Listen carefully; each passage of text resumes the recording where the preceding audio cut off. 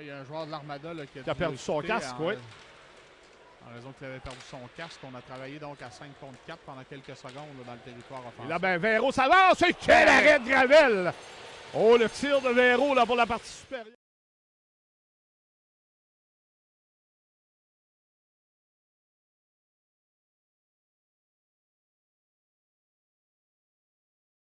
Sur l'attaque à 5. La mauvaise passe qui va quitter le territoire. Filion tente de soulever le bâton du défenseur pour permettre à Mathieu de s'avancer. Le but! Ben, Gendron s'est essayé plusieurs fois et là, ça a fonctionné. But marqué en avantage numérique après 1-0-7 et l'Armada prend les devants 1-0. Et c'est un but bien mérité, Yannick, parce que Gendron, nettement le meilleur joueur des deux côtés depuis le début du match.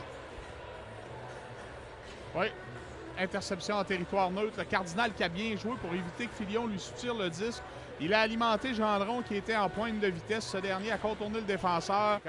Ravinsky en possession, remet du revers. Véro pourchassé par Gendron. Ce dernier gagne la bataille. On est seul devant. Oh, bel arrêt de Robert. Oui. À courte distance, mais avec un...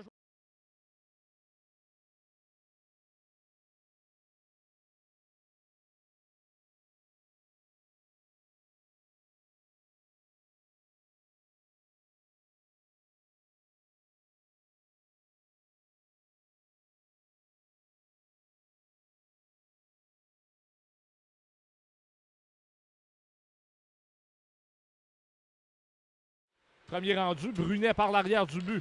Ce sera bien fait pour Mathis Gauthier. Gauthier, ça passe. Et là, ben, ce sera l'échappée presque de Mathieu. Et quel arrêt de Gravel de la mi-temps. Dévié, mais Schmitt peut reprendre à sa ligne bleue. Et là, ben, ce sera 2 contre 1. Gendron s'approche et la passe était parfaite pour Ravinsky. Territoire aisé pour l'Armada. En attaque, un tir, l'arrêt de Robert aux dépens de Souki qui ramène devant jusqu'à Cardinal. Déviation et le but qui est marqué. Cette fois par Alexis Kulikov. 3-0 l'Armada qui mène, 11-46 à jouer en troisième période. L'attaque de l'Armada qui s'installe en territoire adverse. La rondelle sort d'un amas de joueurs et va monter jusqu'au défenseur Cardinal. Ce dernier place la rondelle vers le filet, espèce de lance-passe. Et la rondelle va finir par dévier là, sur Kulikov, dernier joueur de l'Armada, à parvenir à toucher à la rondelle derrière la défensive de l'Océanique pour placer la rondelle partie supérieure derrière le gardien de but. Conserver le disque à l'intérieur.